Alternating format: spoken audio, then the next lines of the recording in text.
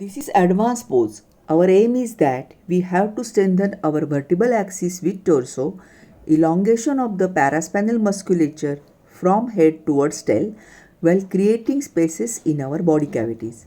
Here, anchoring the upper extremity, we have to make efforts to move the musculature of the shoulder girdle on the ribcage. Simultaneously, from the lower extremity, we have to move the musculature of the pelvic girdle.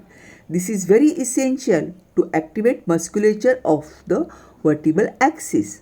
Here, we can activate front musculature towards the head, creating anti-gravitational force upward, back musculature towards hips to stabilize gravitational force downward with balancing other two forces also.